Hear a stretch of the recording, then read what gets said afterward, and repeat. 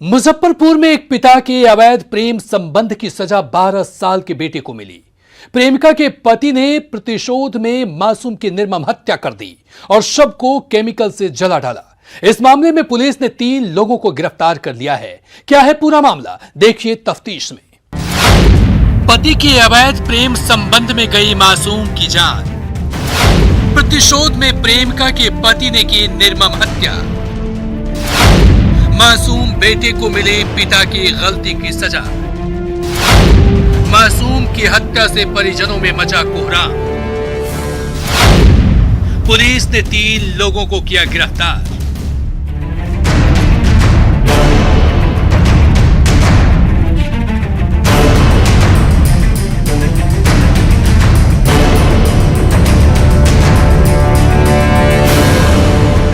प्रेम के रोमांटिक त्रिकोण में अक्सर प्रेमी और प्रेमिका को ही कुर्बानी देनी पड़ती है, लेकिन मुजफ्फरपुर में सामने आए इस मामले में 12 साल के एक मासूम को अपनी जान देनी पड़ी।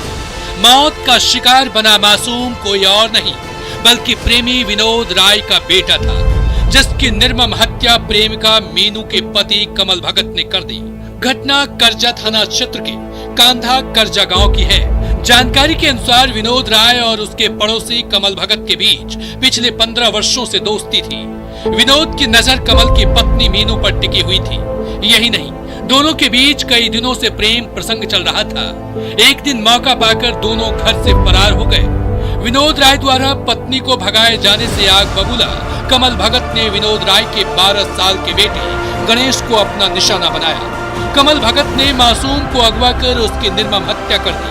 सरैया थाना क्षेत्र के छतरी गांव में एक झाड़ी में गणेश का शव मिलने से परिजनों में कोहराम मच गया। शव को केमिकल डालकर जलाया गया था। शव के बरामद होने के बाद इस पूरे मामले से पर्दा उठ सका। आश्चर्य की बात तो यह है कि बेटे को खो देने के बाद भी विनोद राय के सिर से इश्क का भूत अब तक नहीं उतरा। वह अब भी मीनू से शादी करने की बात कह रहा है। बेटा का अपहरण सर जिस दिन वो भागी ना हमारा जौरे, उसी दिन कमल जी बेटा का हमरा उठा कर ले गया। हमको सर उस करवाया, औरत हमसे करवाया। ऐसा शादी करिएगा उससे, आप प्यार करते हैं तो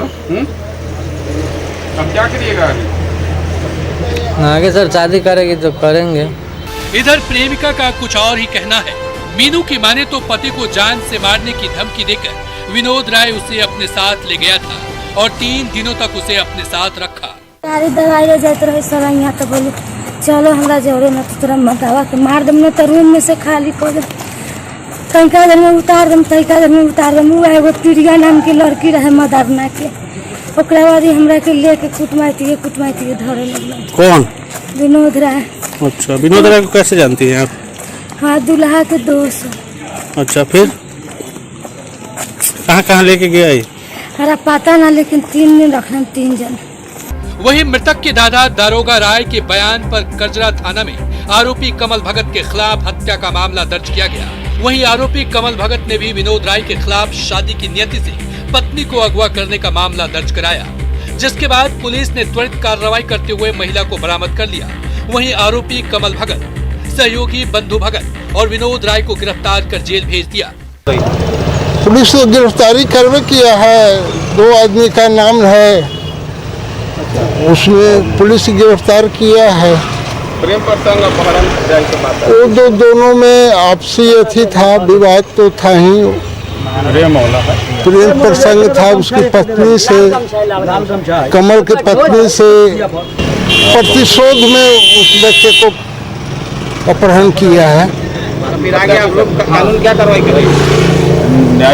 अब उसको गिरफ्तार कर लिया गया है। माननीय न्यायालय में उसको प्रोड्यूस किया ही जाएगा।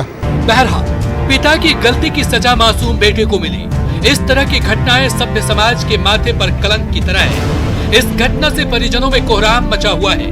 वहीं पिता के अवैध प्रेम प्रसंग में गई बच्चे की जान से इलाके के लोग भी सकते में हैं। न्यूज 18 के लिए मुजफ्फरपुर से सुधीर की रिपोर्ट। जमुई में बेखौफ अपराधियों ने एक 18 साल के युवक को अगवा कर मौत के घाट उतार दिया। इससे पहले अपराधियों ने वीडियो कॉल कर परिजनों से 2 लाख रुपए की फिरौती मांगी थी। पुलिस ने भी वीडियो कॉल के जरिए अपराधियों से बात करने के बाद परिजनों को 24 घंटे के अंदर युवक को बरामद कर लेने का भरोसा दिलाया था, लेकिन परिजनों को 24 घंटे के भीतर युवक की लाश मिली। तफ्तीश में हत्या की पूरी दास्तान देखिए। जमुई में अगवा युवक की हत्या से हड़कंप। अपराधियों ने मांगी थी 2 लाख की फिरौती। पुलिस ने भी अपराधियों से की थी बात। युवक को बरामद करने का दिया था भरोसा। 24 घंटे में परिजनों को मिली युवक की लाश।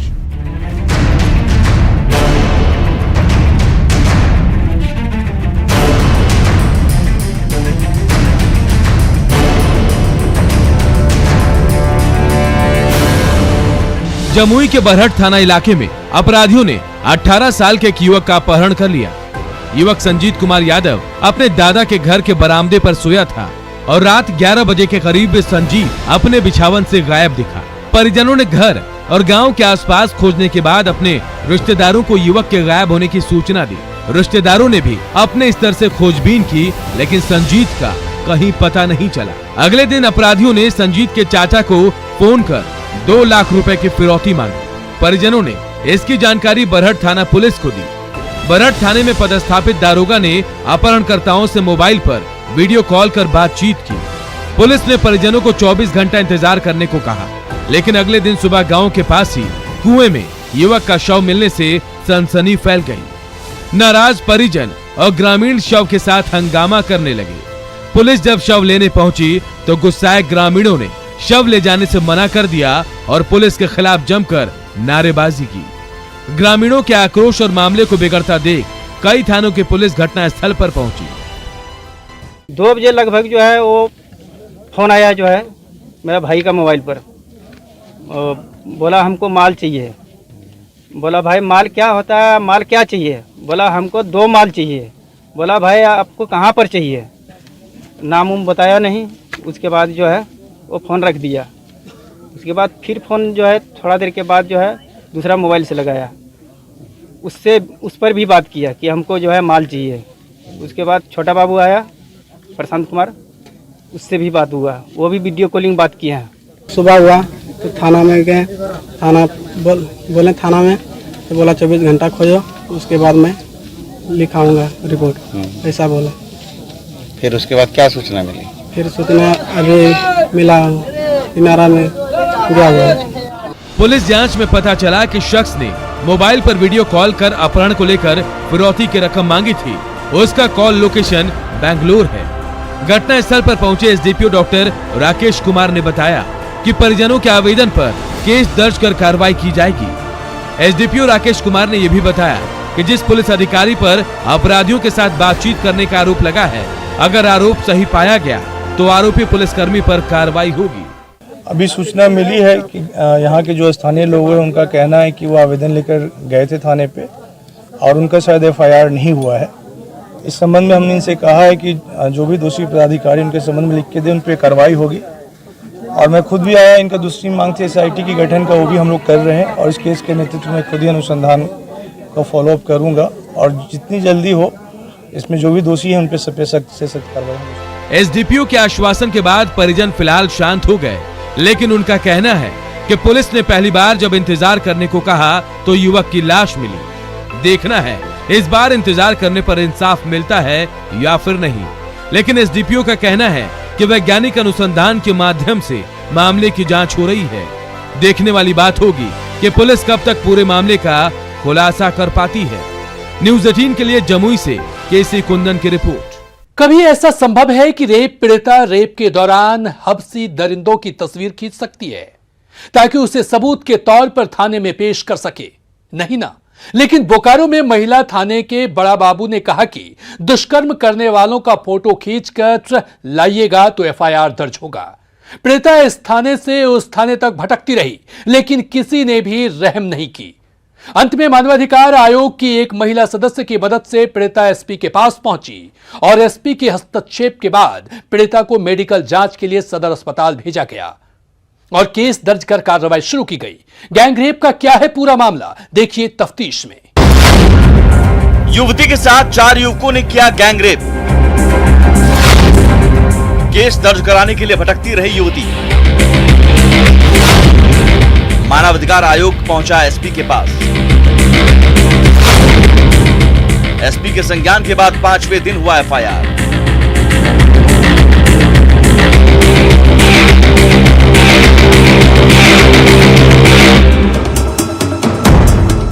देश में बेटियों के सर्वांगीण विकास के लिए तरह तरह के दावे किए जाते हैं, लेकिन हकीकत बिल्कुल इसके विपरीत है। बेटी पढ़ाओ बेटी बचाओ तो दूर की बात है, हालात ये हैं कि बेटियों की सुरक्षा भी नहीं हो पा रही है। ताजा मामला बोकारो के हरला थाना क्षेत्र के सेक्टर 8 का है, जहां झोपड़ी में रहने वाली युवती के साथ गैंगरेप का मामला प्रकाश में आया है। जानकारी के मुताबिक पीड़ित युवती एक दंपति के घर में काम करती है। बीते 2 सितंबर को घर का काम निपटाने के बाद वो अपने घर लौट रही थी, तभी स्कॉर्पियो सवार 4 युवकों ने उसे रास्ते से उठा लिया और जंगल में ले जाकर सामूहिक दुष्कर्म किया। घटना के बाद पीड़ित बीते 3 सितंबर को महिला थाने गई, लेकिन उसे ये कहकर भगा दिया गया कि दुष्कर्म करने वालों का फोटो खींचकर लाई हो। अंत में मानवाधिकार आयोग के हस्तक्षेप के बाद एसपी ने केस दर्ज करने का आदेश दिया और पीड़िता को मेडिकल जांच के लिए सदर अस्पताल भेजा। पीड़िता का आरोप है कि 4 में से 2 युवक अविनाश सिंह और समीर सिंह को वो पहचानती है। उसमें से किसी को पहचानते हैं आप? 2 को पहचानते हैं, बाकी नाम भी जानते हैं और पहचानते भी है, बाकी और नहीं। नाम है एगो पे अविनाश सिंह, एगो समीर सिंह। चिल्लाते रह गए, हम लोग से भाग गया, वहाँ पे कुछ सुना ही नहीं। थाना गए, महिला थाना गए, वो भी बोला कि नहीं, अब उसका फोटो खींची है, सबूत लाएगी तब लेंगे। वहाँ मतलब महिला थाना बड़ा बाबू बोला।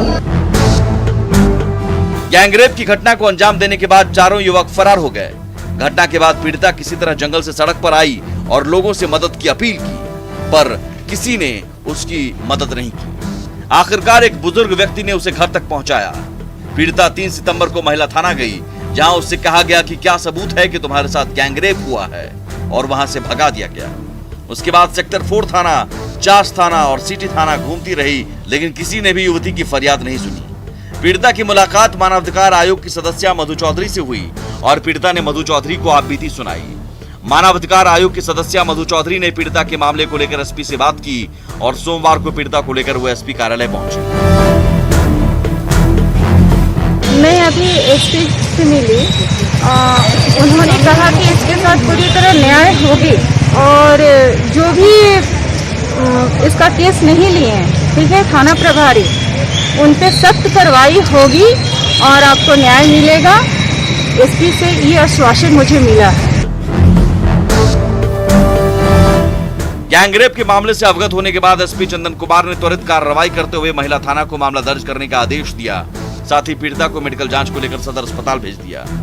एसपी चंदन कुमार झा ने कहा कि पीड़िता ने एक युवक के साथ रिलेशनशिप होने की बात कही है, लेकिन जांच के बाद ही पूरे मामले की सच्चाई सामने आ पाएगी। एक मामला अभी हमारे संज्ञान में आया है और जो इसका बेसिक जो रूल है, अभी एफआईआर हम लोग रजिस्टर करेंगे, फिर मेडिकल कराएंगे और बाकी जो प्रोसीजर है उसके बाद जांच होगी, बाकी उसके बाद कार्रवाई होगी। जो अभियुक्त इसमें दोषी है सभी को गिरफ्तार किया जाएगा। बहरहाल सबसे बड़ा सवाल ये खड़ा होता है कि इतने दिनों तक पीड़िता की फरियाद क्यों नहीं सुनी गई और एफआईआर क्यों नहीं दर्ज किया गया? क्या इसी तरह सभी दुष्कर्म पीड़ित महिला को एसपी कार्यालय जाना पड़ेगा? इस घटना से इतना तो साफ हो गया है कि आज के दौर में इंसान और इंसानियत का कितना पतन हो चुका है। सबसे बड़ी विडंबना की बात यह है कि जिन पुलिस वालों पर पीड़ितों और मजलूमों की रक्षा की जिम्मेदारी सौंपी गई है, उनकी नैतिकता कितनी गिर चुकी है, इस घटना ने साबित कर दिया। अब देखना होगा कि एसपी का हस्तक्षेप का कितना असर होता है और गैंगरेप पीड़िता को कब तक इंसाफ मिलता है। न्यूज़ 18 के लिए बोकारो से ज्ञानंदु की रिपोर्ट। पूर्णिया में एक लापता बच्चे का 12 दिन बाद नरकंकाल मिलने से इलाके में सनसनी फैल गई। मृतक बच्चे के घर वालों का आरोप है कि जमीन विवाद में पड़ोसी ने ही बच्चे का अपहरण कर उसकी हत्या कर दी। परिजनों ने पुलिस पर भी मामले में लापरवाही बरतने का आरोप लगाया है। तफ्तीश में देखिए नरकंकाल मिलने से हड़कंप। बच्चे का नरकंकाल मिलने से हड़कंप। 25 अगस्त को लापता हुआ था बच्चा। 5 सितंबर को मिला बच्चे का नरकंकाल। परिजनों ने पड़ोसी पर लगाया हत्या का आरोप। पुलिस पर भी लापरवाही बरतने का आरोप।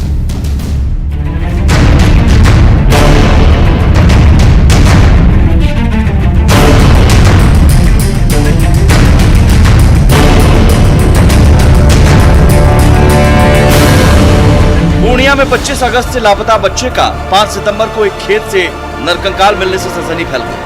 घटना पूर्णिया के कस्बा थाना क्षेत्र के सिघिया बनैली की है। सिघिया निवासी मनोज शर्मा का 12 वर्षीय पुत्र मणिकांत कुमार बीते 25 अगस्त से लापता था। खोजबीन करने के बाद परिजनों ने 26 अगस्त को कस्बा थाने में गुमशुदगी का मामला दर्ज कराया था। शनिवार 5 सितंबर की सुबह घास काटने गई महिला की नजर नरकंकाल पर पड़ी। उसने गांव के लोगों को इसकी सूचना दी। जानकारी मिलने पर मनोज शर्मा भी घटनास्थल पर पहुंचे। नरकंकाल के पास पड़े कपड़े को देखकर मनोज ने अपने बेटे मणिकांत के रूप में शव की शिनाख्त की। हमारा जो है ना छोटू भतीजा है, वो आया था यहाँ 4-5 दिन रहा, पेप्सी पिला रहा था, खीरा पिला रहा था, यहाँ भी वो खा रहा था। वो बोल रहा था बार बार कि इसको मार के घुसका देंगे। मृतक बच्चे के पिता मनोज शर्मा का कहना है कि पड़ोसी अनिल विश्वास और चिरंगी विश्वास से उनका जमीन को लेकर विवाद चल रहा था। अनिल और चिरंगी विश्वास हमेशा मनोज शर्मा को उसके बेटे को मार देने की धमकी देता रहता था। उसी ने उसके बेटे का अपहरण कर उसकी हत्या की है। मनोज शर्मा ने कस्बा पुलिस पर आरोप लगाते हुए कहा कि 26 अगस्त को ही उसने बच्चे की गुमशुदगी का मामला दर्ज करवाया था, लेकिन पुलिस ने आरोपियों से पूछताछ नहीं की। पुलिस की लापरवाही के कारण ही उनके बेटे की जान चली गई। मामले में सदर एसडीपीओ आनंद पांडे का कहना है कि पुलिस मामले में कार्रवाई कर रही है। जल्द ही आरोपियों को गिरफ्तार कर लिया जाएगा। हम लोग अनुसंधान किए तो ये सारी बातें पता चल रही है। फिर ये पता चला कि छोटू नाम का लड़का जो कि दिल्ली से आया था, उनके मनीष का चचेरा भाई है, वो उन्हीं के घर में रह रहा था और वो भी 26 तारीख के सुबह से गायब। फिर इन लोगों को कॉल आता है। मनीष का कॉल आने के आधार कुछ सूचना देना चाहता है कि जो बच्चा मिसिंग है वो बालूघाट में इस जगह पर है, ऐसा करके बरगलाने का कोशिश करता है। तो सीडीआर के आधार पर हम लोगों ने विश्लेषण किया तो फिर बाद में पता चला कि इन सब घटनाक्रम में मनीष के गायब होने के पीछे छोटू का हाथ हो सकता है। पूर्णिया में 5 सितंबर को हत्या की 2 बड़ी वारदात ने कानून व्यवस्था पर सवाल खड़े कर दिए हैं। एक तरफ जहां कस्बा के सिघिया में बच्चे का अपहरण कर उसकी हत्या कर दी गई, वहीं जानकी नगर थाना के ठाकुरपट्टी में जमीन विवाद में 2 महादलितों की बेरहमी से हत्या कर दी गई।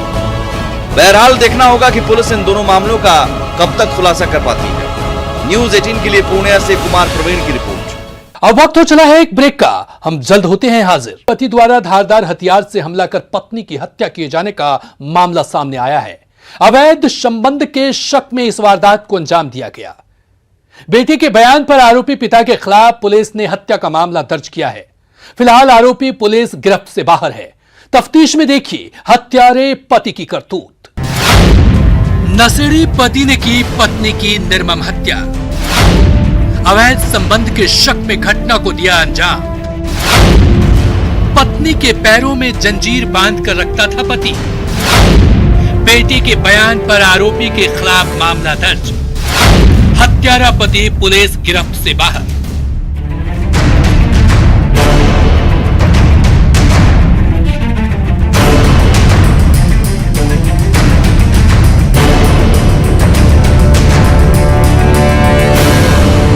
दुनिया में सभी बीमारियों का इलाज है, लेकिन शक का कोई इलाज नहीं। जी हां, हम बात कर रहे हैं झारखंड के साहिबगंज की, जहां जिरवावाड़ी ओपी क्षेत्र के सोलबांधा गांव में एक नशेड़े पति ने धारदार हथियार से हमला कर पत्नी की निर्मम हत्या कर दी। बताया जाता है कि आरोपी प्रमोद यादव अपनी पत्नी को शक की निगाह से देखा करता था। यही कारण है कि अक्सर वह अपनी पत्नी के पैरों में जंजीर बांध कर रखता था। इसे लेकर परिजनों ने उसे कई बार समझाने की कोशिश भी की, लेकिन वह मानने को तैयार नहीं हुआ, जिसे लेकर पति पत्नी के बीच विवाद चल रहा था। कारण यही है इसका शक का बीमारी है। नशे में धुत होकर देर रात घर पहुंचा और धारदार हथियार से पत्नी की गला रेत कर हत्या कर दी। आरोपी प्रमोद यादव ऑटो चलाने का काम करता था। वहीं उसकी पत्नी विभा देवी सरस्वती आजीविका सखी समिति में काम करती थी। 4 बच्चों में बड़ा बेटा 17 साल का है। मृतका के बेटे के बयान पर प्रमोद यादव के खिलाफ हत्या का मामला दर्ज किया गया है।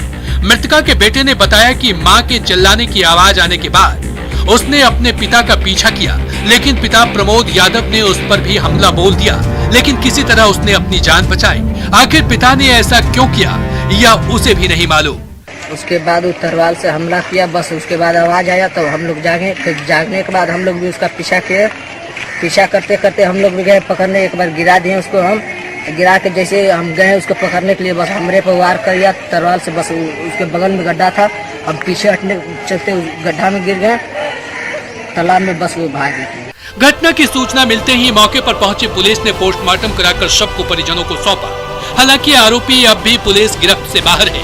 फिलहाल पुलिस पूरे मामले की जांच में जुटी है और आरोपी की गिरफ्तारी के लिए लगातार छापेमारी कर रही है। लोग पहुंचे तो देखे कि लोगों का भीड़ लगा हुआ था और जब घर के अंदर घुसे तो ये विभा देवी जो मृतक है उसका पैर सिक्कड़ से बांधा हुआ था और उसका जो चेहरा था वो किसी धारदार हथियार से ऐसा लग रहा था कि इसको काटा गया है और बाएं कंधे में भी जख्म था धारदार हथियार से। तो गला रेत करके हत्या की? नहीं, गला रेत की हत्या नहीं, मतलब चेहरे पे तलवार से निशान था। शरीर का कोई अंग तो कटा नहीं गया? शरीर का कोई अंग नहीं कटा था, बस चेहरा ही को ही छत लग रहा था कर दिया गया है। परिजनों का आरोप यही है कि इनका जो पति है प्रमोद यादव, उसी को मतलब इनको शक था कि ये उसको छोड़ के चली जाएगी या फिर ये बाहर काम के उद्देश्य से जाती थी काम करने के लिए, तो उनको डाउट होता था कि ये इनको छोड़ के चली जाएगी। पति द्वारा पत्नी की निर्मम हत्या किए जाने की घटना से परिजनों में कोहराम मचा हुआ है। परिजनों का रो रो कर बुरा हाल है। इलाके के लोग भी सख्ते में हैं। हालांकि आरोपी अब भी पुलिस गिरफ्त से बाहर है। ऐसे में देखना होगा कि आखिर कब तक आरोपी की गिरफ्तारी संभव हो पाती है। न्यूज़ 18 के लिए साहिबगंज से निशांत की रिपोर्ट। अपराधी चाहे लाख शातिर हो, तफ्तीश की दिशा अगर सही है तो बच नहीं सकता कोई गुनहगार सलाखों के पीछे जाने से। तो पुलिस चाहे सोई हो, मुजरिम चाहे कोई हो, आप बने रहे हमारे साथ, क्योंकि हर जुल्म के खिलाफ हमारी तफ्तीश लगातार जारी है।